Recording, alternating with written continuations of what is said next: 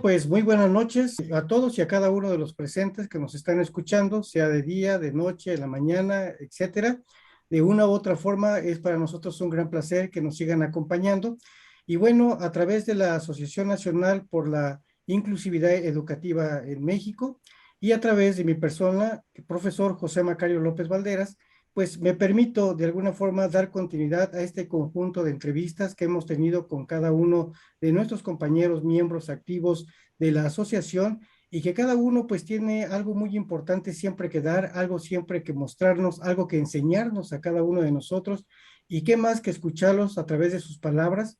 Y en esta ocasión pues tenemos nada menos que a nuestro querido también profesor, amigo, maestro, Martín Rodríguez. Maestro Martín, es un gran placer tenerlo aquí con nosotros y pues enhorabuena, bienvenido a esta cuarta entrevista que vamos a tener a través de la asociación y lo dejo en el uso de la palabra. Bienvenido. Muchísimas gracias, el gusto es mío y un placer servirles. Muchas gracias, maestro Martín.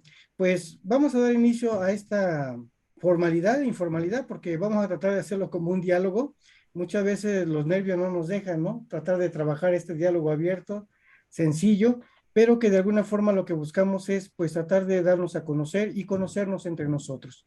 Maestro Martín, ¿cómo podría usted definirse como persona? Platíquenos usted. Pues como persona me gusta ser sencillo, me gusta ser amable. Yo siempre desde niño nunca me junté con gente de mi misma edad.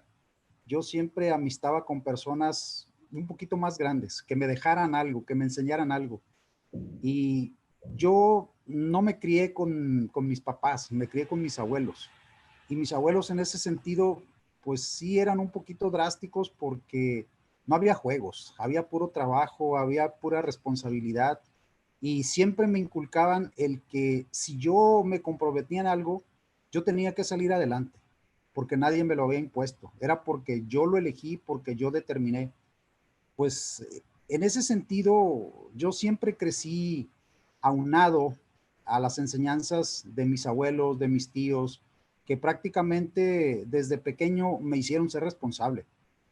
No había, ahora sí que descanso cuando uno salía de la escuela, pues ya ve que uno generalmente tiende a jugar con sus amiguitos e irse por ahí a las casas de ellos.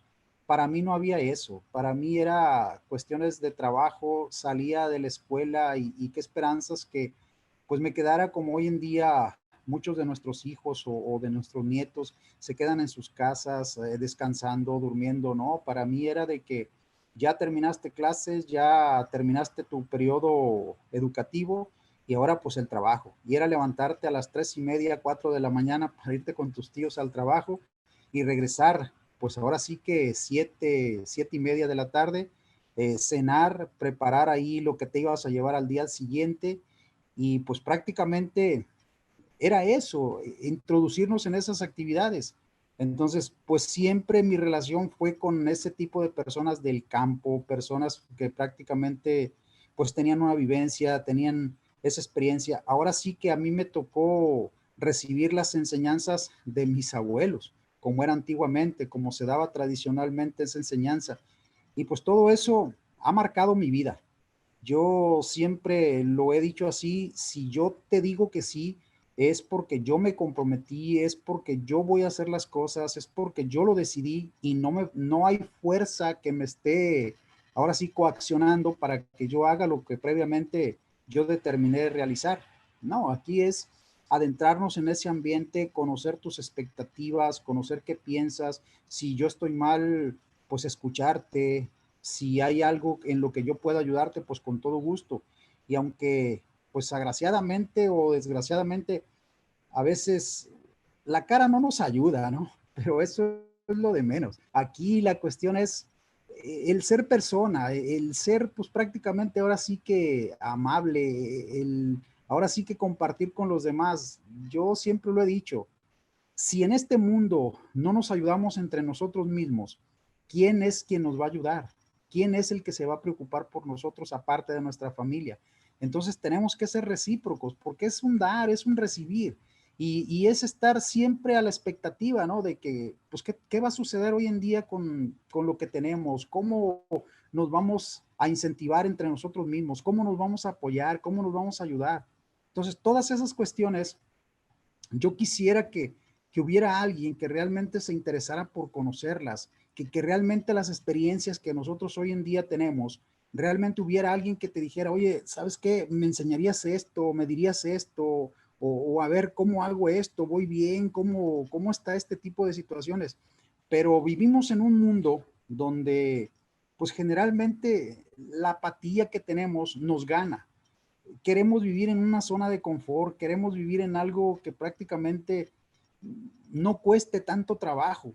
Y desgraciadamente, pues es arrastrarnos a un sin vacío donde las cosas para mí no tienen sentido, hacerlas por el solo hecho de hacerlas sin saber el por qué ni el para qué, hacia dónde camino, si no hay metas, si no hay algo que nos motive, si no hay algo que le encontremos sentido a las cosas, pues desgraciadamente ahí es donde nosotros nos convertimos en personas infelices, cuando la felicidad la tenemos de nuestro lado.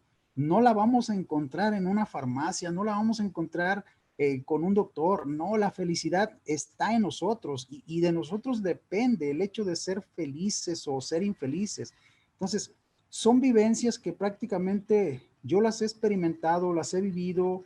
Mi vida no ha sido fácil porque pues también el nacer sin conocer a tus papás, sin saber realmente quién es tu papá, quién te creó, quién te gestó. Sí es cierto que a veces pues son tus padres biológicos, pero también son más padres los que generalmente te educan, los que generalmente están contigo, los que te instruyen, los que te dan todo. Y yo agradezco a mi abuela, en este caso a mis tíos, que me formaron en ese sentido, que fue rígida, sí, pero hoy en día, si no hubiera sido por eso, sinceramente, yo no sería la persona que soy, no lo sería.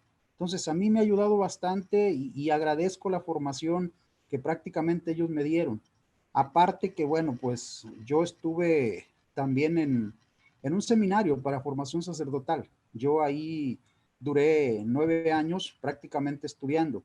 Ahí me tocó hacer lo que, pues generalmente aquí con nosotros se llama preparatoria, ahí le llamamos humanidades. Entonces ahí yo duré un año estudiando humanidades, de manera posterior pasé a lo que es la introducción a la filosofía, me tocó hacer 3 años de filosofía, me tocó hacer después de la filosofía una confrontación y de manera posterior 3 años de teología, donde yo ya iba, ahora sí que prácticamente a recibir una ordenación sacerdotal, diaconal, perdón. Ahí fue donde yo dije, pues sinceramente, no, esto no es para mí. Yo no tengo por qué estar haciendo pasar a la gente penalidades o algo que previamente no sea de ellos y yo haciéndolos partícipes de esos problemas, como que no.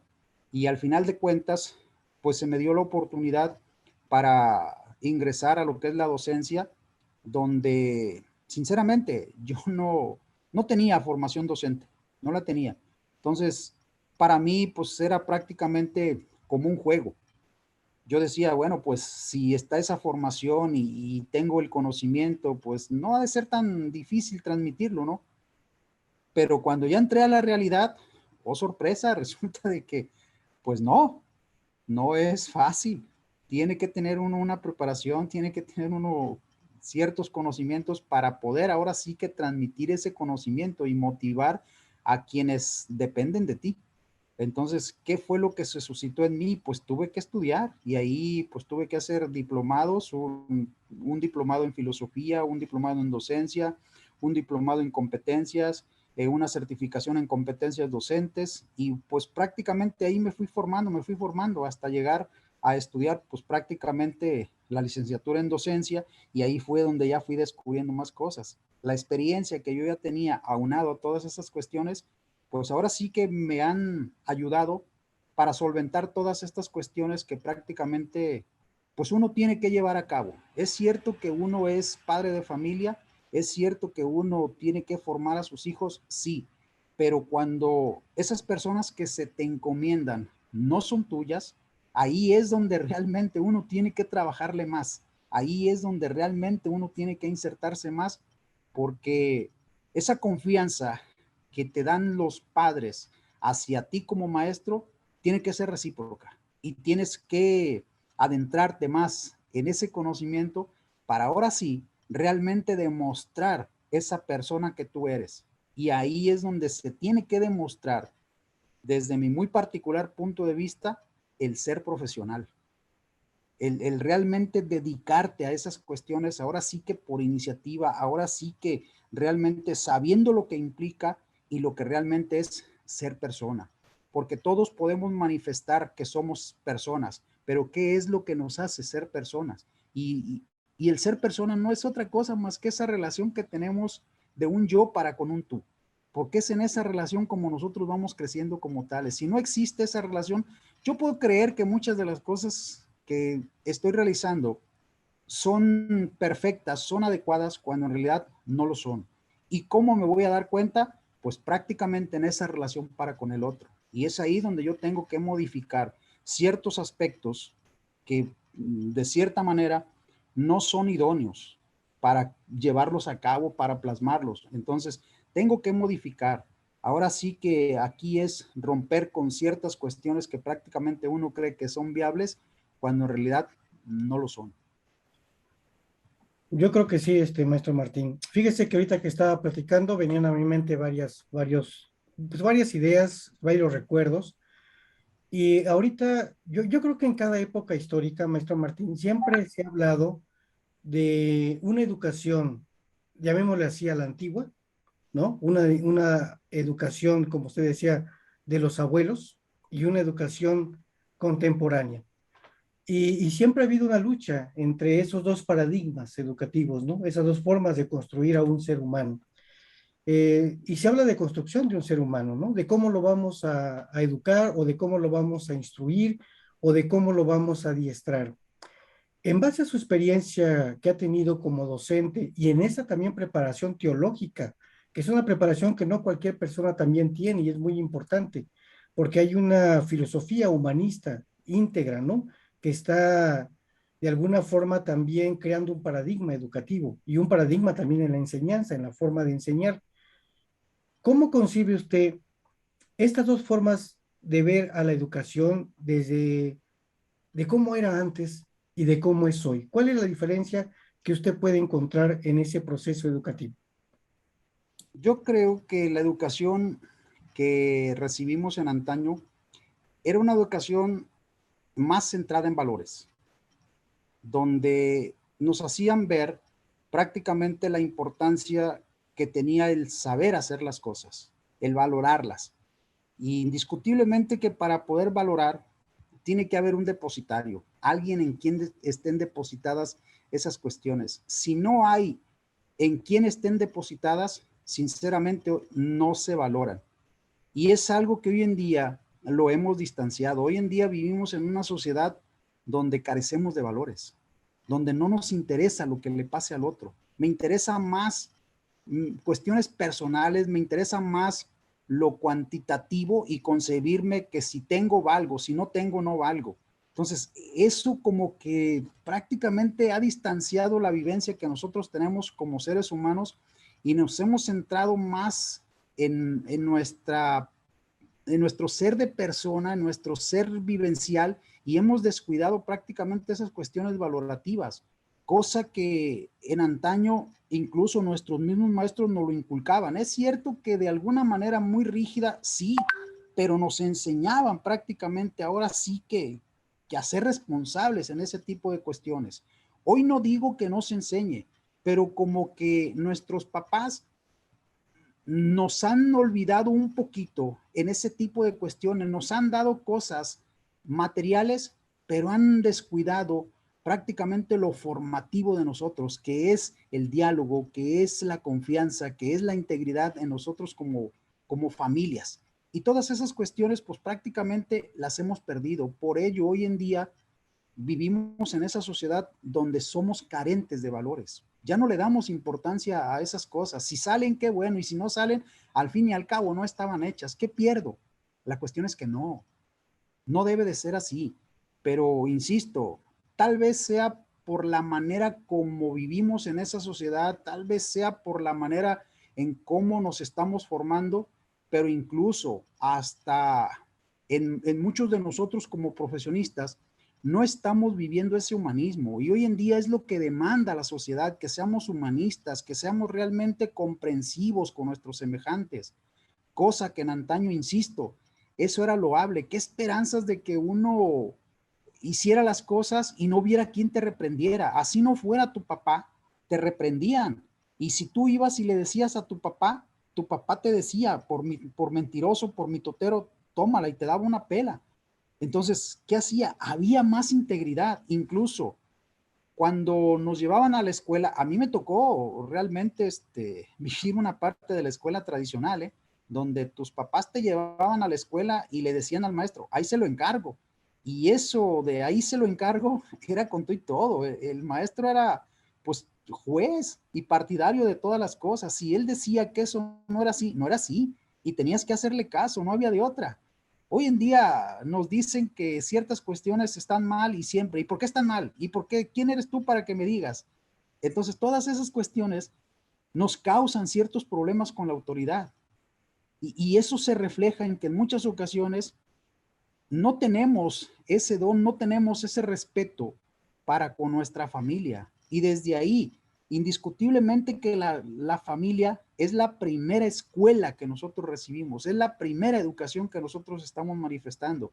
Y si desde ahí no tenemos una vivencia realmente loable, pues prácticamente no vamos a encauzarla de manera correcta y nos estamos perdiendo en ese anonimato. Estamos cayendo en un sin vacío donde nos asemejamos a esas hojitas que cuando caen del árbol el viento las lleva hacia un lado y luego se regresa el viento y nos trae otra vez, y así andamos muchos de nosotros, no sabemos para dónde darle. La sociedad es cierto que nos ve crecer, nos ve desarrollarnos, sí, pero también esa sociedad que hace eso, si en muchas ocasiones nosotros no estamos preparados para adentrarnos en esa sociedad nos corrompe. Esa sociedad prácticamente nos lleva a un sin vacío, y nosotros, sin poner pero alguno, caemos en esas cuestiones, y es ahí donde nos estamos destruyendo como personas, a nosotros mismos. Maestro Martín, la, la posibilidad que usted aquí nos está planteando es que el maestro de antaño de esta escuela tradicionalista, al perder el ejercicio del poder que tenía y de coerción que tenía sobre un alumno, en esa capacidad formativa que tenía, instruccional, pero también educativa, que tenía ese maestro, hoy en la actualidad se ha perdido. Al perderse ese trato coercitivo, porque antes en la escuela tradicional, si todo lo recordamos, ¿no? Si traías las uñas sucias, ¿qué te pasaba? Si ibas despeinado, ¿qué te pasaba? ¿No? O sea, era muy claro, pues, que o te tocaban reglazos, ¿no? O te peinaban con la pata de gallina, o algo tenían que hacer, pero de que eran los reglazos, había reglazos. Esa escuela tradicional coercitiva, que como decía el dicho, ¿no? Con la letra con sangre entra. Eran efectivos, y todos los que tenemos, yo creo que cierta edad, lo recordamos. En su momento yo creo que no teníamos conciencia de lo que estábamos viviendo, y hoy lo recordamos con mucho, eh, ¿cómo le podríamos llamar? Con mucha sentimiento, ¿no? Porque dices, bueno, ¿por qué no? Porque ya no lo tenemos, ¿no? Ya no hay control. Esta persona de la cual usted hablaba hace ratito, que es, ¿en quién va a decaer? ¿En quién va a caer este conocimiento, este conjunto de instrucciones que uno como docente le va a dar en este acto depositario, ¿no? Que tiene que haber alguien que lo reciba?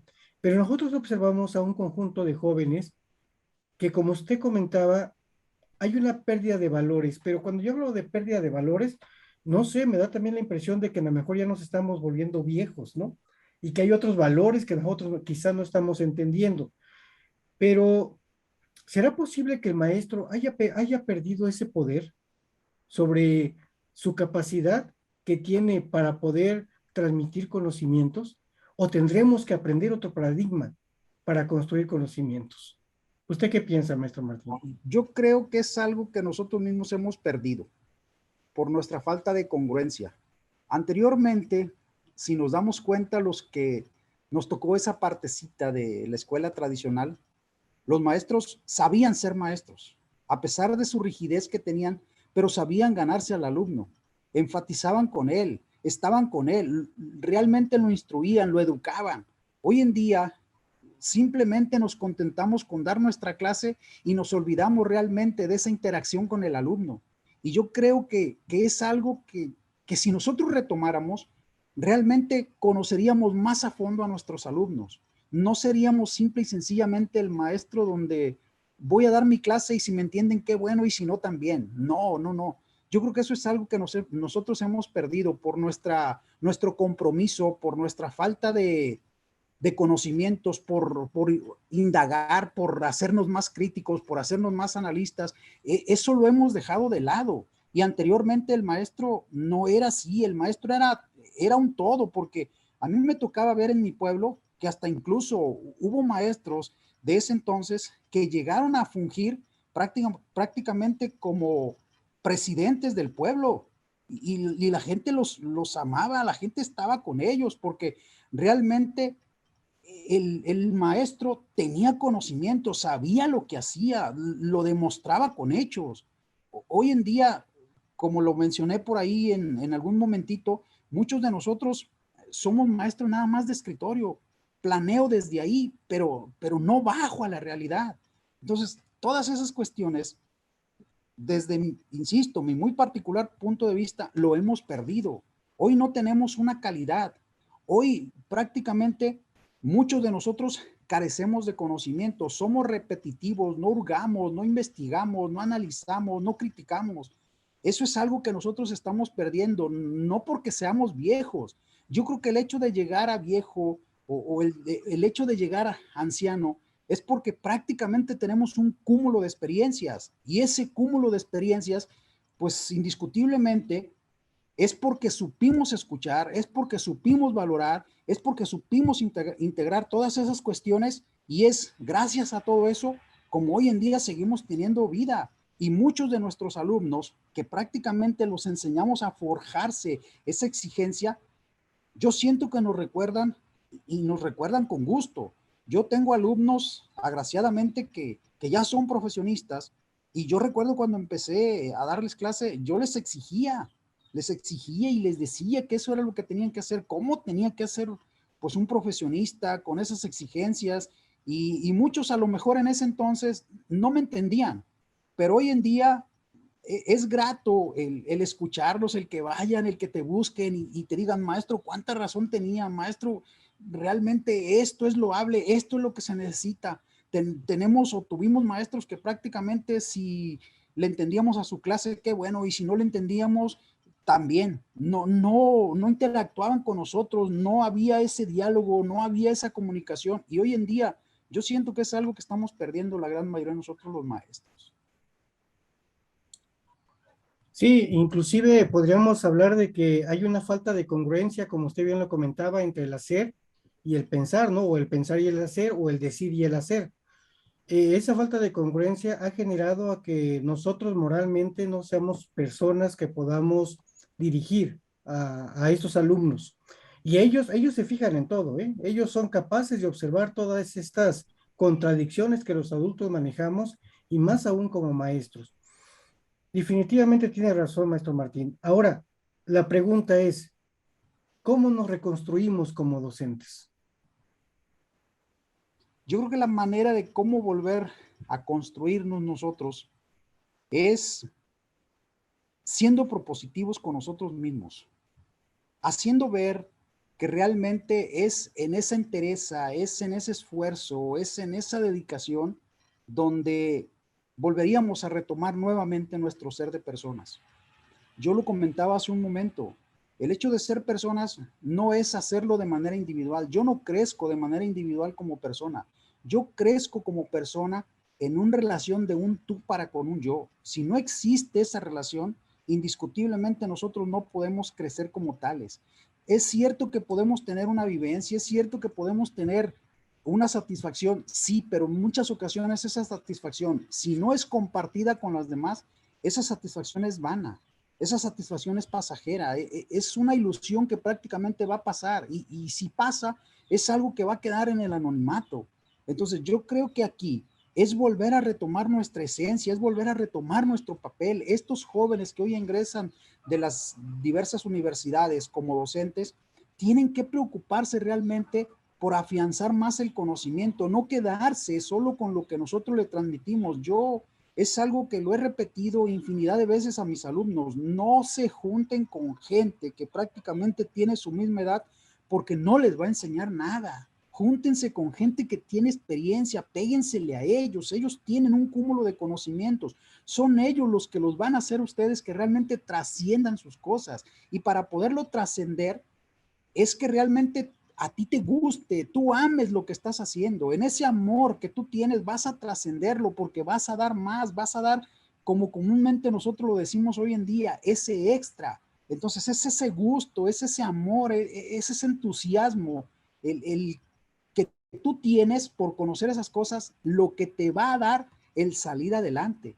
Entonces, desde ese punto de vista, si volvemos a hacer, a retomar realmente nuestra esencia educativa, yo creo que es ahí donde nosotros transformaremos esa realidad y nuevamente volveríamos a tener esa entereza como maestros. Si lo descuidamos, pues es indiscutible que lejos de ir a la alza, pues vamos a venir a la baja, porque entonces nuestras palabras no van a incidir en esos alumnos ávidos de ese conocimiento. Y yo soy de la creencia que una persona se educa porque tiene una necesidad, y esa necesidad es natural. Si no hubiese esa necesidad, generalmente no hubiese esa educación. Ahora, tenemos que entender que nuestros alumnos son nuestra razón de ser. Nosotros somos por ellos. Y si somos por ellos, entonces significa que nos debemos a ellos, significa que nos debemos de entregar a ellos. Y para poderlo hacer, necesitamos amar lo que hacemos. Nadie nos mandó a hacer esto. Si nosotros lo hicimos es porque lo elegimos. Y sinceramente, para tomar una determinación, una elección, es que conozcas lo que haces. Si no lo conoces, sinceramente, vuelvo otra vez, esto no tiene sentido. Maestro Martín, digamos que sí, en la forma de producción que actualmente tenemos y que ha subsistido ya durante muchos años, que tiene que ver con un sistema de producción capitalista, hay un conjunto de valores que están integrados, que los respiramos como si fuera aire, y que tiene que ver también con un sistema instruccionalista. Y este sistema instruccionalista tiene que ver con ese sistema de producción acelerada, donde el ser humano vive un conjunto de dinámicas sociales y que va integrando en esas dinámicas sociales un conjunto de valores. ¿Cree que los valores como el egoísmo, la egolatría, la indiferencia, también la competitividad, que tiene que ver con una competitividad que a veces no es honesta, la deshonestidad, todo este conjunto de antivalores humanos, llamémosle así, que no permite que la humanidad pues crezca, que se convierta en este ser humano de la cual hablaba también este gran filósofo, ahorita lo recuerdo, de que todo lo humano, nada del humano nos es ajeno, ¿no? Sino que nos hace falta integrarnos en esta humanidad, pero que no nos podemos integrar porque hay un conjunto de valores que traemos intrínsecos, que ya vienen desde mucho antes, y que la misma dinámica nos hace que nosotros la respiremos y la vivamos. Es como el Periquillo Sarmiento, ¿no? De este autor, donde nos hablaba precisamente de esta actitud que teníamos, donde el ser humano ya traía bajo las mismas condiciones en las cuales iba viviendo cierto conjunto de antivalores que le hacían sobrevivir a él, pero no le importaba a los demás. ¿Cómo podemos reconstruirnos también nosotros como seres humanos? Porque antes de ser maestros somos seres humanos. Y entonces, para ser maestro hay que ser un buen ser humano. Porque si no eres un buen ser humano, y habría que definir qué es un buen ser humano, al ser un buen ser humano, tú vas a ser un buen maestro, vas a dar algo más, aparte de todas las técnicas que como profesionista uno tiene. Pero a mí lo que me ha preocupado, y de acuerdo a lo que usted ha comentado, es cómo lo hacemos, cómo nos reconstruimos. El docente lo tiene que hacer, como usted comentaba, teniendo esta intención. pero el ser humano en general. ¿Será un efecto cíclico donde el maestro enseña y se regresa? Como decía Aníbal Ponce, donde la educación se mama. ¿Cómo lo haríamos? ¿Cómo lo concibe usted este cambio? Si estuviera en sus manos transformar esta educación, ¿cómo lo haría? Ok, primeramente, yo creo que aquí estas cuestiones es saber ser humano desde lo no humano. Nosotros como seres humanos, indiscutiblemente, no somos malos por naturaleza. Nos hacemos malos de acuerdo a la situación que nosotros estamos viviendo. Este tipo de cuestiones donde generalmente nuestra sociedad hoy en día nos ha enseñado que si nosotros no actuamos por nosotros mismos, no vamos a llegar a nada. Y es ahí donde nosotros nos estamos destruyendo a nosotros mismos. Si hablamos de ser un buen humano, el ser humano, el ser bueno, empieza conmigo mismo. Yo debo de ser bueno, no de manera externa, porque no hace malo, no nos hace malos a nosotros lo que entra a nosotros, sino lo que sale de nosotros. Entonces, si en nosotros mismos sale esa injuria, sale ese odio, sale esa desavenencia, no es porque entró a nosotros, es porque salió de nosotros. Entonces, en ese sentido, si nosotros disgregamos este tipo de cuestiones de nosotros mismos, generalmente, lejos de manifestar esos valores, indiscutiblemente vamos a manifestar antivalores, que es lo contrario. Y nosotros no somos contrarios a ese tipo de cuestiones. Deberíamos de ser más afectos, deberíamos de ser más amenos, debería de existir esa armonía de contrarios en nosotros mismos, pero no lo sabemos armonizar. Nos dejamos llevar por esas cuestiones que generalmente nuestra sociedad manifiesta. Si lo vemos desde un apostolado, los apóstoles atestiguaban, los apóstoles mostraban, los apóstoles se entregaban por amor a los demás. Y ese amor los llevó incluso a dar su vida por los demás, a dar un amor oblativo, donde yo lo entrego todo sin esperar recibir recompensa a cambio. Y desgraciadamente hoy en día observamos cómo la gran mayoría de nosotros, si hemos carecido de ciertas cuestiones de índole cuantitativo, llega el momento determinado donde la tendencia es fuerte. Y bien sabemos que en todas las profesiones siempre va a haber alguien que te va a tratar de corromper, que te va a tratar de hacer caer. Y si nosotros no tenemos bien afianzada nuestra ética, nuestro ser de personas, podemos caer en ese tipo de situaciones y corrompernos a nosotros mismos. Incluso cuando yo te doy mi palabra y no la cumplo, ahí yo ya estoy faltando a un deber, ahí yo ya estoy faltando a una responsabilidad, ahí yo ya estoy siendo corrupto, y no contigo mismo, sino conmigo mismo. ¿Y qué es lo que te estoy enseñando a ti? A ser corrupto. Si lo observamos en nuestra familia, hay momentos en donde nosotros como padres de familia a veces no predicamos con el ejemplo. Llega alguien y lejos de ser honestos, si por ejemplo, supongamos que te llega el cobrador y no tienes para pagarle, le decimos al hijo, sal y dile que no estoy, cuando de antemano estamos ahí.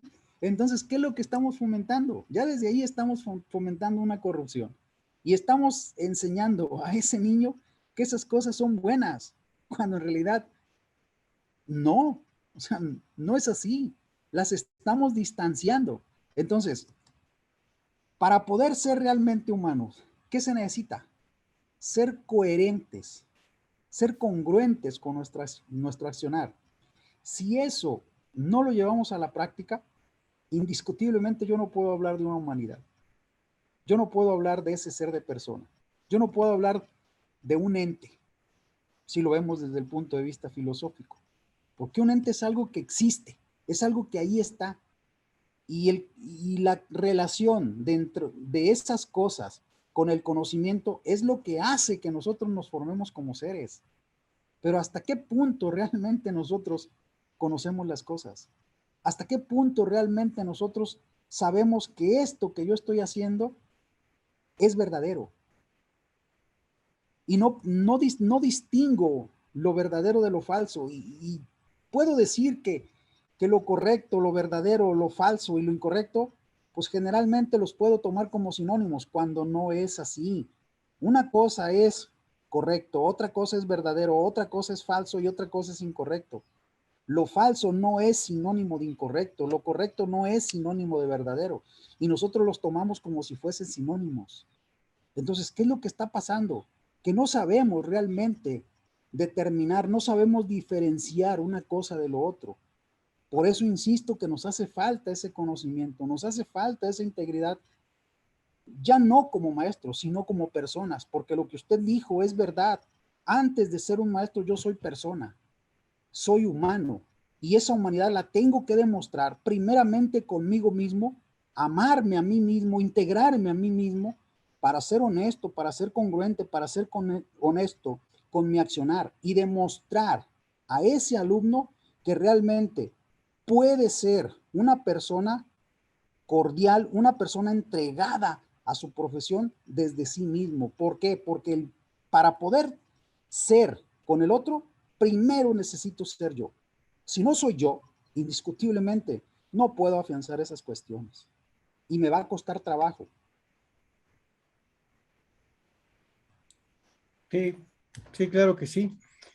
Y pensando en ahora sí que en esta relación de palabras pues yo hablaría como de agentes, de personas que estamos inmersos en este proceso, de roles, ¿no? Que cada uno tenemos. Aquí está este maestro que se tiene que formar, que tiene que instruir, que tiene que ser un ser humano. También está este alumno, por un lado, que es un alumno que está listo para aprender, que es capaz de aprender y de asimilar y de construir conocimientos. E inclusive en esta disertación que acaba de hacer en torno de si el hombre es bueno por naturaleza o es malo por naturaleza, pues me recordó esa disertación que tenía Tomás Hobbes junto con Juan Jacobo Rousseau, ¿no? Entre si el Estado hacía bueno o hacía malo a un ser humano. Yo también he creído, al igual que Juan Jacobo Rousseau, que el hombre nace bueno por naturaleza, pero que el mismo sistema lo va corrompiendo, ¿no? En esta corrupción, como usted comenta, que es algo muy importante y que nosotros nos corrompemos a sí mismos, y es parte del ejemplo que nosotros transmitimos, considera que es importante en cierto momento que los contenidos que determinan a una escuela como institución escolar y que va a permear esa construcción de conocimiento en un ser humano, áreas tan fundamentales como la filosofía, que son importantes para la construcción de este pensamiento dialéctico en el ser humano y también de esta perspectiva humanista en la cual se debe de construir. Sin embargo, en las escuelas no existe la filosofía. ¿Considera que una rama tan importante como esta se deba de reconsiderar desde los niveles más básicos hasta los superiores? Sí, yo considero que sí, porque es desde pequeños como el niño va a cambiar su perspectiva. Difícilmente lo podemos hacer siendo ya grandes, porque ya tenemos algo que forma parte de nuestra esencia, que forma parte de nuestra vida. Difícilmente lo vamos a cultivar.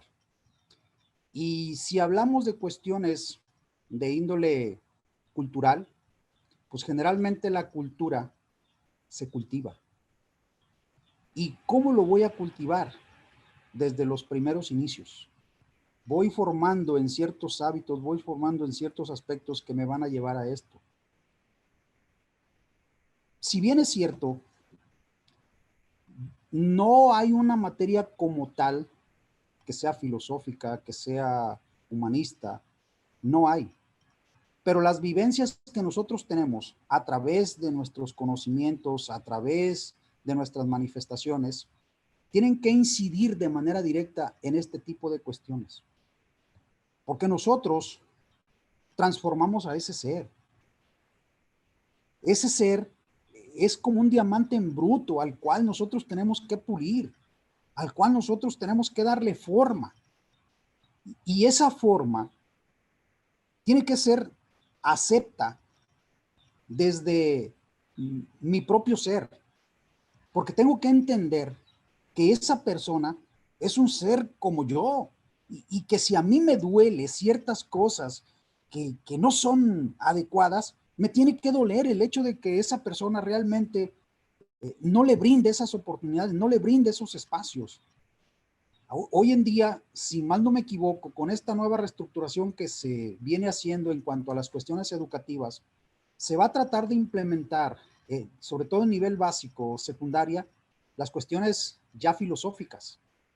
Pero aquí es donde viene mi pregunta. ¿Qué tan preparados estamos quienes ejercemos esta labor educativa para llevar a cabo estas materias? Porque en apariencia suenan bonito, suenan muy bien, pero el contenido que llevan de fondo no es fácil, no es tan fácil, porque tiene que haber una interpretación, porque tiene que haber una axiología, porque tiene que haber una nociología, porque tiene que haber una cosmología, o sea, todo lo que implica realmente un conocimiento. Y como lo comentábamos hace un momento, el maestro tiene que estar preparado, el maestro tiene que responder a esas expectativas. Entonces, si él mismo no se exige para prepararse ardua y constantemente, porque si nosotros creemos que los 5, 6, 10 años, 15 años, que a lo mejor nos pasamos estudiando, ya lo sabemos todo, no es verdad, no es verdad. Hay muchísimas cosas que en ese lapso de tiempo que estuvimos estudiando surgieron y esas no las conocemos. Entonces, yo siempre he dicho que la preparación de uno, sea de la índole que sea, seamos maestros, seamos, no sé, carpinteros, artesanos, labradores, la profesión que nosotros hayamos elegido, nunca terminamos de prepararnos, jamás. Entonces, todos los días de nuestra vida, mientras Dios nos permita tenerla, es una preparación constante. Y yo no necesito hacer un examen para ponerme a prueba. Todos los días de mi vida, sinceramente, nos ponemos a prueba. Entonces, todos los días hay un examen. Todos los días hay algo por realizar. Y todos los días me doy cuenta de algo nuevo. Que no lo quiera llevar a cabo o que no lo reconozca, pues esas son otras cuestiones que prácticamente nosotros tenemos que ser conscientes de ellas. Porque, insisto, todos los días son cuestiones novedosas. No podemos caer en la rutina, porque si caemos en la rutina, el hecho de caer en esa rutina nos va a hacer enfadarnos. Y si nos enfadamos, vamos a mandar a volar todo lo que hasta este momento hemos construido y al final de cuentas no le vamos a encontrar sentido. Entonces, no es una rutina, no es el que nosotros veamos las cosas de manera ordinaria, de manera cotidiana. No, aquí nosotros tenemos que hacer como un artista, tenemos que buscar novedades, tenemos que buscar innovaciones, tenemos que buscar nuevas maneras de cómo hacer que realmente esos espectadores les llame la atención lo que yo estoy haciendo para que realmente se inserten en ese ambiente. Entonces, si no lo hacemos nosotros, la pregunta es, ¿quién lo va a hacer? Sí, claro que sí.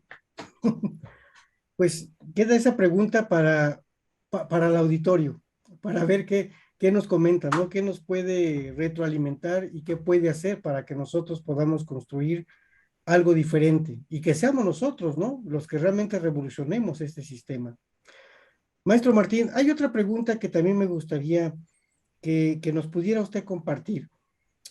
En su experiencia como docente que ha tenido a lo largo de todos estos años, ¿ha habido o ha existido algún evento, alguna situación que lo haya impactado y que de alguna forma le haya generado quizá desistir de ser maestro o inclusive fortalecer esa vocación como maestro, algo que lo haya desestabilizado o algo que lo haya permitido de alguna forma construir algo mejor?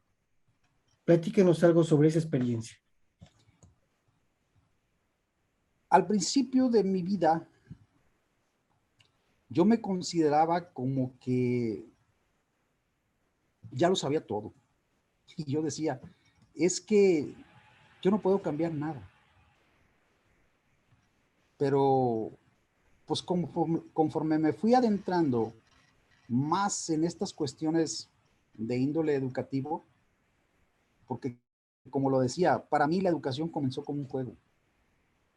Ya desde primaria había una maestra que siempre me incitaba a que yo diera clases. De hecho, me dejaba sus grupos para que yo los cuidara, porque no sé si por ahí ustedes recuerden que cuando uno iba en niveles más altos, los maestros de un nivel más bajo te daban la oportunidad de cuidar a sus grupos, te hacían partícipes.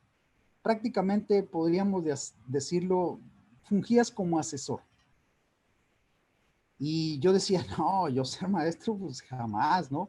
Yo no tengo funcionalidad para ser maestro, no quisiera ser maestro. Y pues yo creo que hablé antes de tiempo, porque conforme fui adentrándome en estas cuestiones, me fui enamorando, me fue gustando. ¿Y qué es lo que hizo que realmente a mí me enamorara el hecho de compartir estas cuestiones educativas? El saber que había personas que se burlaban de los demás. Y yo soy de la idea que si tú tienes un conocimiento, ese conocimiento es cierto que lo tienes en base a un esfuerzo, en base a una persistencia, en base a una constancia, pero ese conocimiento no es para menospreciar a los demás. Al contrario, si tú tienes ese conocimiento, debes de transmitirlo a los demás, debes de darlo a los demás, debes de ayudar a los demás. No te vanagloríes de tener ese tipo de cuestiones. Pero mis respetos, porque en mi vida yo me he dado cuenta, y lo he vivido, de que a mí en muchas ocasiones me lo han dicho. Es que si tú no tienes un título, tú no eres nadie. Y no, la cuestión es que no. Los títulos no lo hacen a uno, no lo hacen. Es uno el que debe de hacer a los títulos. En la medida en que, ¿qué? Porque si ese título a mí me dice que soy algo, eso significa que yo debo de exigirme cada vez más para ser mejor. ¿En qué? En lo que soy. Y si no me exijo a sí mismo, mentiras que soy eso. No lo soy. Yo puedo ser licenciado. ¿Y qué significa ser licenciado? Que tengo licencia, que tengo permiso para ejercer eso. ¿Y ese permiso quién me lo otorga? Ese permiso me lo otorga una institución educativa a través de los conocimientos que yo he logrado a lo largo de esa estancia. Si yo no tuviera ese documento que me acredite como tal, sinceramente, yo no sería capaz de hacer ese tipo de cuestiones. Pero lo observamos claramente donde vemos que habemos personas que nos convertimos en vividores de nuestra profesión. Y es algo que yo lamento mucho, porque observamos que, por ejemplo, habemos doctores que lucramos con el dolor y el sufrimiento del enfermo. Y yo lo he visto en muchísimas ocasiones que la gran mayoría de nosotros, como profesionistas, hablamos mucho de ética, pero de ética, ¿qué tanto sabemos? Es fácil hablar, pero lo difícil es llevarlo a cabo, porque la ética no es el comerme un pan, no es el engordarme a sí mismo, no, son tus acciones. Y esas acciones repercuten a favor de o en contra de. Y yo creo que aquí, como profesionales, es que repercutan a favor de. Y tenemos que ayudar a esas personas. A mí siempre me han dicho, o me decían que estaba loco, porque yo decía, a mí me decían, es que eso que tú dices no puede ser. Y yo decía, no, es que sí puede ser. ¿Cómo que no puede ser? Si en mis manos está ayudar a una persona, ¿por qué no lo voy a hacer? Indistintamente de que me lo agradezcas, no me lo agradezcas, no, lo voy a hacer porque a mí me nace, lo voy a hacer porque yo quiero.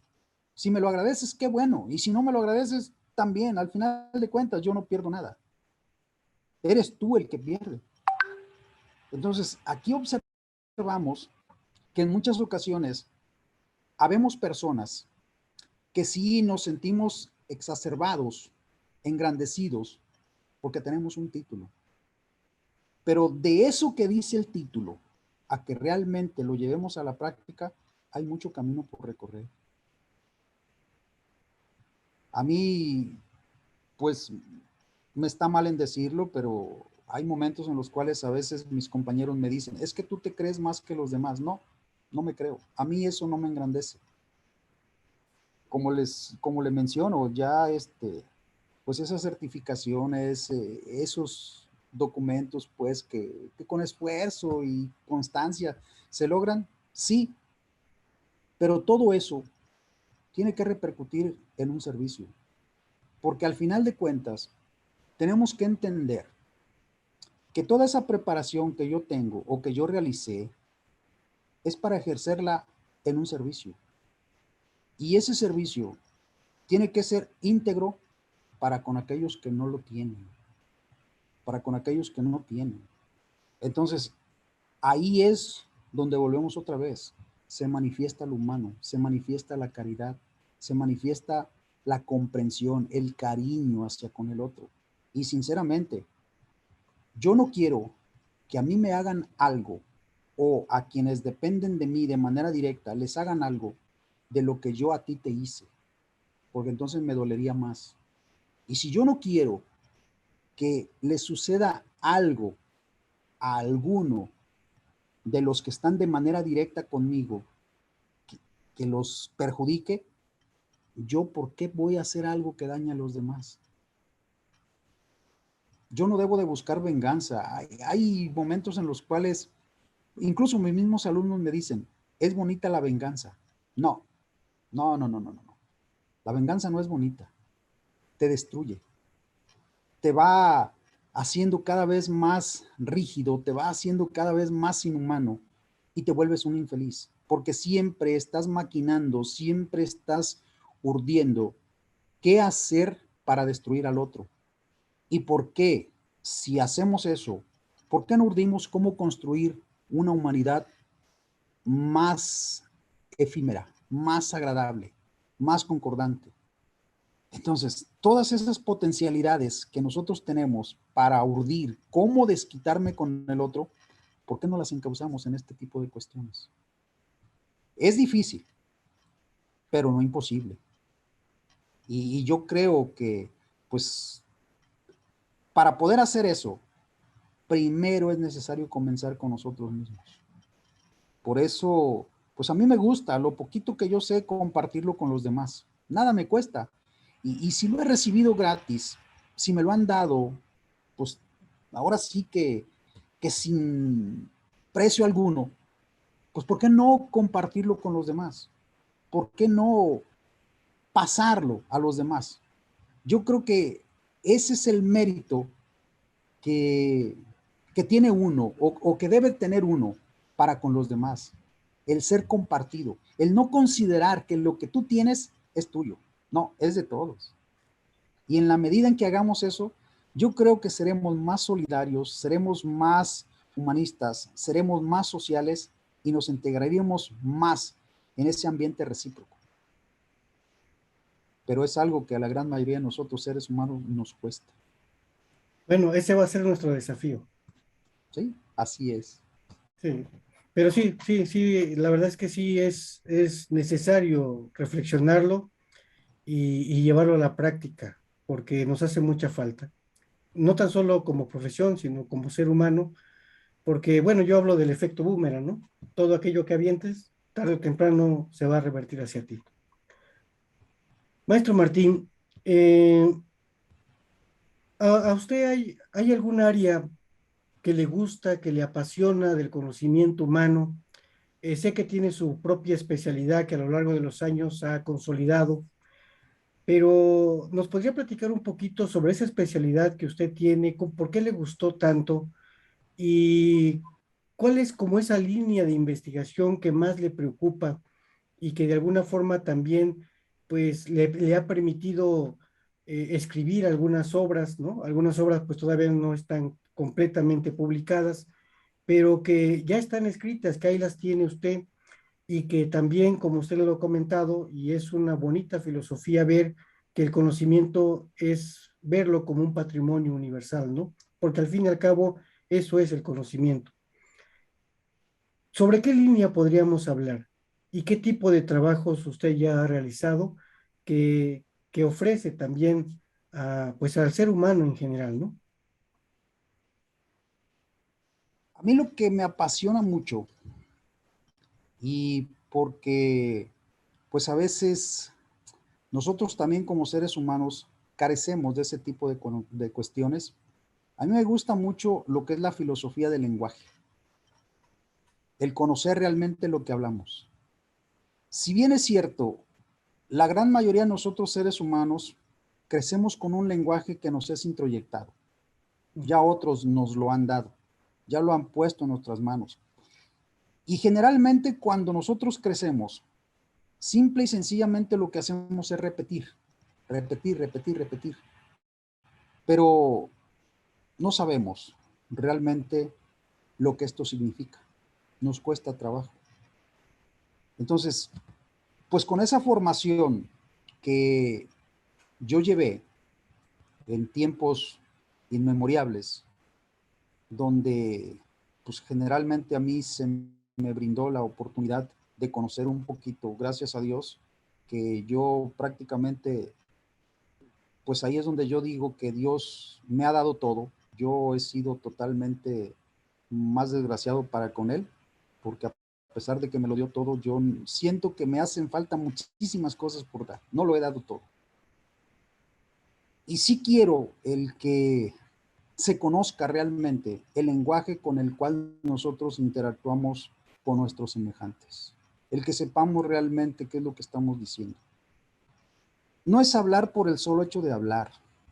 Aquí el hombre siempre tiene que cuestionarse si lo que está realizando o lo que está diciendo es adecuado o no es adecuado. A veces nosotros hablamos con ciertos términos que, insisto, los escuchamos, pero no sabemos lo que esto significa. No tenemos ese conocimiento. Entonces, aquí es donde es necesario el que yo conozca realmente cómo se fundamenta esa terminología, el saber realmente cómo están estructuradas las palabras con las cuales nosotros eh, nos damos a entender, nos damos a conocer con nuestros semejantes. Como profesionistas, en muchas ocasiones dista mucho el lenguaje que nosotros utilizamos. Me ha tocado escuchar con varias personas que a veces son de índole profesional y cuando se mencionan ese tipo de cuestiones, a veces no sabemos qué es lo que estamos expresando. A veces no decimos lo que realmente significan las palabras. Y hacemos decir a una palabra lo que previamente no significa. Yo me di a la tarea de hacer por ahí en algunas instituciones algunas encuestas sobre ese tipo de terminologías y plasmaba algunas palabras donde yo preguntaba que, con qué frecuencia las utilizaban. Y cuando llegué a algunos maestros, así como que se sorprendieron, porque también encuesté a algunos maestros, como que se sorprendieron de ese tipo de palabras. Y decían ellos, es que en nuestra escuela no se utilizan. Y yo preguntaba, ¿no se utilizan o no las ha escuchado? No es lo mismo. ¿Usted en su haber nunca ha manifestado ese tipo de palabras? Y ahí como que algunos medio contestaban, medio se sonrojaban, pero es increíble el gran número de términos con los cuales nosotros nos manejamos, pero como lo manifiesto, no los conocemos. Incluso me atrevo a decirlo que ni en el ámbito educativo. Plasmamos demasiadas palabras en el ámbito educativo y creemos que muchas de ellas son del índole educativo, cuando muchas de esa terminología surgieron a través de conflictos bélicos. Y esas palabras que surgen en esos conflictos bélicos, nosotros las hemos introducido a lo que es la educación, pero no conocemos realmente sus contextos. No sabemos de dónde vienen, no sabemos realmente qué significó en aquel entonces esa palabra.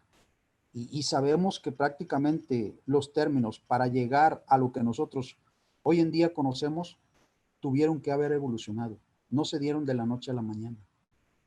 Así, por ejemplo, nosotros tenemos por ahí el hablar de persona, pero en la antigüedad, persona no es lo que nosotros hoy en día conocemos. Persona en aquel entonces era la personificación de un personaje. A través de una máscara resonaba lo que tú decías y se manifestaba así. Ya de manera posterior eso fue evolucionando y se le dio el nombre de persona al sujeto con derechos y obligaciones. Pero antes no existía la persona, no existía esas cuestiones. La persona no valía, se le trataba como un animal, se le castigaba. Entonces, pues esos castigos eran castigos inadecuados porque se les azotaba injustamente, se les cargaba como animales. Incluso cuando se hizo la conquista de los españoles por parte de ellos hacia nosotros en nuestra cultura, a nuestros indígenas los trataban como animales y decían ellos que eran animales de carga. Entonces, ni siquiera sabían lo que prácticamente era la palabra animal. Y la palabra animales significa ser dotado de vida. Entonces, es un ser que tiene vida, es un ser que siente igual que tú. Pero desgraciadamente, como lo manifiesto, ahí es donde muchas cuestiones no las conocemos con certeza, no sabemos lo que realmente significan. Y pues me ha interesado el conocer, el plasmar todas estas cuestiones ya en obras que, si bien es cierto, no están del todo plenamente escritas, pero ahí están, ya están manifestadas. Y eso pues conlleva prácticamente a un conocimiento. Entonces, esas palabras también me han permitido el hurgar en cuestiones de índole lógica. ¿Por qué? Porque la lógica tiene que ver con el pensamiento del hombre y el hombre tiene que pensar lo que previamente dice. No es hablar por el solo hecho de hablar. No es, ahora sí que como comúnmente decimos por ahí en nuestros argots populares, no es de enchilame otra. No es algo que se va a dar de la noche a la mañana. No, no, no. Tiene que ser analizado. Y es ahí donde, pues, la misma filosofía, que es amor a la sabiduría, que es amar lo que tú haces, que es hurgar lo que tú haces. Ahora sí que es lo que me ha permitido, pues, el hecho de conocer todas estas cuestiones y me gusta. Entonces, si tengo la oportunidad, yo lo he manifestado, si se me presenta esas cuestiones, yo quiero hurgar en cuestiones de, ahora sí que de lenguas muertas, pero no podemos llamar muerto a lo cual hoy en día nos estamos sirviendo. Ya, pues por ejemplo, el latín es una lengua que no se utiliza, es una lengua que no se habla, pero si nosotros lo observamos, ese latín incide de manera directa en la terminología que prácticamente nosotros hoy en día tenemos en diversos ámbitos, en diversos ámbitos. Ya no se diga el griego todavía, bueno, pues es una lengua que sí se habla, pero el latín ya no. Entonces, como lo menciono, no podemos llamar lenguas muertas a algo de lo cual todavía nosotros nos seguimos valiendo. Y ahí existen todavía. Las plantas viven de sus raíces, entonces las palabras de qué viven, pues precisamente también de sus raíces. Entonces nos nutrimos, nos empapamos de eso y es fundamental conocer la estructuración de todas estas cuestiones para saber realmente qué es lo que estamos diciendo. Maestro Martín, en las obras que usted ha realizado, algunas pues no están publicadas, pero sí me gustaría que nos las compartiera. ¿Cuántos escritos tiene usted ya realizados y cuáles han sido? Digo, hay algunos que hay que sistematizarlos en el sentido de la publicación. Y bueno, también que tenemos, hay que ser honestos en esta parte, nuestros sistemas de publicación o cómo le podríamos llamar, no quiero llamarle industria privada o industria pública propiamente, pero publicar, el arte de publicar ciertas obras, por ejemplo, que autores han realizado, es muy complejo en un sistema como el nuestro. Y creo que usted ha pasado también por esa experiencia, ¿no? Es difícil publicar, pero sé que se ha hecho realidad esta parte del trabajo, de la investigación. ¿Y qué trabajos tiene usted ya realizados? Son dos obras que me costó trabajo realizarlas porque cuando yo empecé a hacerlas, previamente no se contaba con un material adecuado en la institución donde yo empecé a impartir la docencia. No había. Entonces yo me di a la tarea de ir investigando pues esas cuestiones para plasmarlas. Y cuando a mí en alguna ocasión por ahí me ofertaron un libro, yo lo empecé a ver y prácticamente no reunía las características que yo quería. Y yo se los dije a las personas que me lo ofertaron en ese momento, que eran de una editorial X.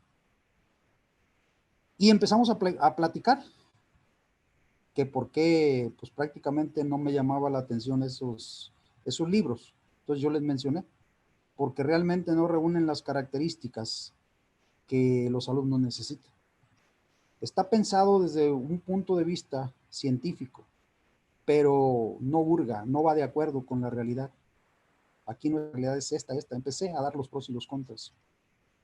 Y yo traía esa investigación, pero hecha a manera de antología.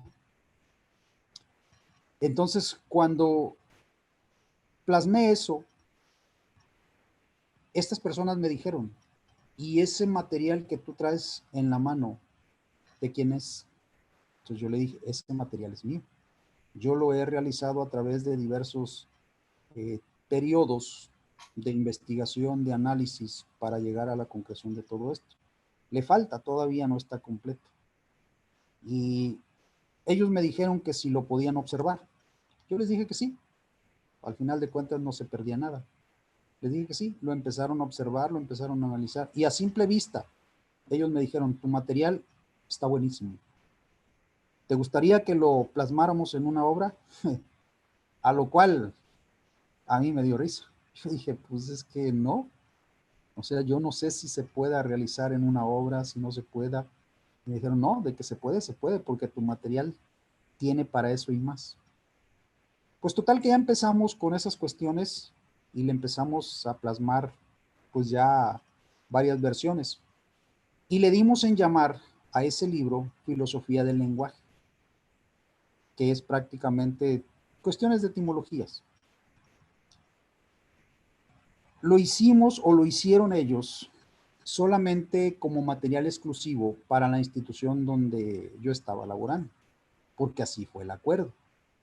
Ya de manera posterior, pues como usted sabe, siempre por ahí no falta quien quiera sacar partida y quisieron aprovecharse de ese material, cosa que yo dije, no, el material es mío y yo tengo prueba de que yo lo hice. Y pues ahí no hubo tantas cuestiones problemáticas, simplemente desistí de ese editorial, ya no quise por lo que ellos quisieron hacer y yo no estaba de acuerdo.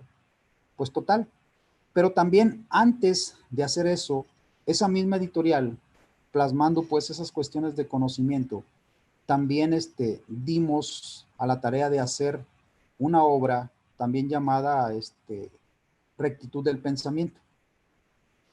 Esa rectitud del pensamiento no era otra cosa más que cuestiones de lógica, con algunos conocimientos o algunas cuestiones que previamente mis alumnos me habían hecho sentir y yo las plasmé a través de ciertos escritos. Que no me faltan las ideas, ¿verdad? Por eso a veces digo que estoy medio loco, loco y medio. Pero pues bendita lo que era, ¿no? Porque gracias a ello sí me di a conocer con mis alumnos en ese aspecto y bueno, pues me permitió ir teniendo un poquito de conocimiento. Entonces, son las dos obras que previamente ahí tengo y pues están al servicio de todos ustedes, ¿no? Y de quien las necesite. Ahí están. Entonces, son dos obras que prácticamente así llevan por título: Filosofía del Lenguaje y Rectitud del Pensamiento. que insisto, una esa de filosofía del lenguaje, pues no es otra cosa más que cuestiones de etimología. Yo le quise cambiar el nombre porque como que etimologías no sonaba bien, no me sonaba. Y yo decía, pues es que si le pongo ese nombre, como que los alumnos van a decir, ah, pues es lo mismo. Entonces, como que le cambié de nombre y sí impactó porque también de aquí de la ciudad de Tepic, de otras escuelas, cuando por ahí surgieron ellos, surgió esa obra, los de la editorial se encargaron de darle una difusión a nivel estatal. Y sí, sí tuvo auge. Y ya hubo personas que me preguntaban que por qué ese nombre. Ya les empecé a decir por qué. Y decían, es que sí impacta, sí llama la atención, así. Y es que yo les decía, es que yo quiero algo que impacte al alumno, que impacte a la persona que lo va a leer, que se meta de lleno en ese tipo de cuestiones. Cosa que sí dio resultado, pues, pero pues cuestiones políticas, ya ve cómo son las editoriales también y a veces se quieren apropiar de algo que no les pertenece. Entonces yo dije, no, ¿por qué te lo voy a dar? ¿Por qué va a ser algo tuyo si no quedamos en ese acuerdo? Claro. Entonces, no, yo me quedé pues prácticamente con mi obra y no se la cedí a nadie más, no se la cedí. Entonces, dejamos de seguirlo realizando, pero ahí están esas dos obras. Qué bien. Pues ahí está para que, como lo ha comentado maestro Martín, pues está al servicio de la comunidad en general y sería muy bueno, ¿no? Empezar a darlos a conocer, a divulgarlo. Sin embargo, bueno, pues a mí sí me preocupa mucho porque nosotros como autores, pues muchas veces no tenemos el apoyo pertinente para poder divulgar obras de esa índole y que de alguna forma también representan parte de la experiencia que nosotros tenemos como docentes. Gracias, maestro Martín. Y bueno, pues el tiempo siempre va a estar encima de nosotros. Hoy no tenemos propiamente más que el tiempo figurativo, pues. Sin embargo, va a haber temas que nos van a faltar, ideas, ¿no? Que quisiéramos plasmar. Y me gustaría mucho, maestro Martín, lo dejo en el uso de la palabra abierta. Si existe algo que usted quisiera transmitirnos, comentarnos, no sé, algo que nazca de su corazón o de su mente y que bueno, al final de este video pues lo van a ver muchas personas y ojalá tenga ese eco que queremos. ¿Qué les diría a usted? Yo les diría a todos los que observen este tipo de cuestiones que como seres humanos que somos, siempre estemos abiertos a nuevas expectativas. Nunca hay que decir que ya lo sabemos todo, jamás. Siempre hay algo novedoso. Y pues usted ahorita bien lo decía, ¿no? Siempre hay algo nuevo que plasmar. Entonces, siempre surgen cuestiones nuevas. Y siempre va a haber personas que nos van a decir que estamos locos. Siempre, siempre. Si nosotros nos ponemos a hacer caso a ese tipo de personas, generalmente nunca vamos a trascender. Y nosotros hoy en día pues observamos cómo esas personas que tienen ciertas obras, que tienen ciertas cuestiones científicas ya comprobadas, ya manifestadas, también en su momento les llamaron locos. Pero gracias a esa loquera que ellos tuvieron, ahora veamos los grandes descubrimientos que nosotros hemos tenido en cuanto a ciencia, en cuanto a tecnología, en cuanto a cuestiones filosóficas, cuestiones ecológicas, etcétera. Veamos todo lo que se ha realizado. Y gracias a esa loquera es como nosotros hemos avanzado. Si no fuera por eso, ¿qué sería de nosotros? ¿Qué conoceríamos? ¿Cómo estaríamos? Y el hecho de descubrir esas cuestiones no es solamente de personas eruditas en la materia, no.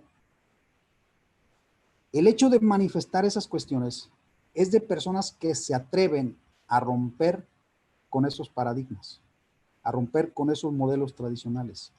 Y en la medida en que nosotros rompamos con esas cosas, vamos a crear muchas cuestiones que van a ser serviles a nuestra humanidad. Entonces, adentrémonos en esas cuestiones insondables para que alguien pueda sondearlas, para que alguien pueda penetrar en ellas y conocer lo que previamente nosotros ya conocemos. Claro que sí. Pues maestro Martín, no me queda más que darle las gracias por este espacio, por este tiempo que nos ha brindado y por toda su experiencia y conocimiento que también en este momento nos ha brindado y que yo espero que a un número pues amplio de personas, ya con la terminología propia de personas, ¿no? Con ese conjunto de derechos inalienables que le hacen ser persona, lo puedan tomar en cuenta, lo puedan considerar, lo puedan reflexionar y que en cierto momento en esta filosofía del lenguaje, que es un área muy bonita, que es un área que nos permite reflexionar, no tan solo, yo no tan solo hablaría de la estructura de la palabra, bueno, yo creo que más bien usted ya lo comentó, no es tan solo la estructura de la palabra, sino la estructura de la mente, ¿no? Porque a través de la palabra también se construye el pensamiento. Y en base a todo ello, pues no me queda más que, o no me resta más que darle las gracias, maestro Martín. Ha sido un verdadero placer siempre platicar con usted y aprender cada día más de usted. Muchas gracias, maestro Martín. Pues muchísimas gracias a usted, el gusto es mío y el placer fue mío. Yo espero pues por ahí el poder seguir colaborando con ustedes, con este grupo que hemos conformado y no nada más con ustedes, sino con todas aquellas personas que realmente lo necesiten. Y como comentaba hace un momento, si alguien necesita algo y está en mis manos el poder ayudarlo, que cuenten con él. Perfecto.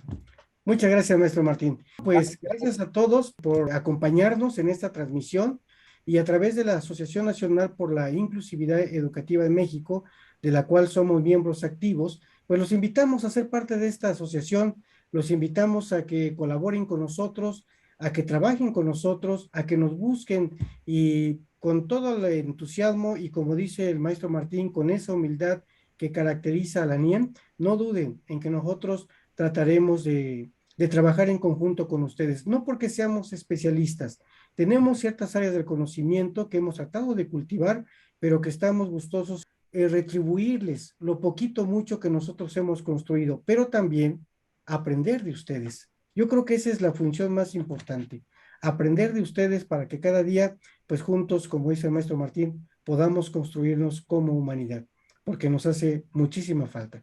Muchas gracias y hasta la próxima. Buenas noches, muchísimas gracias. Hasta luego.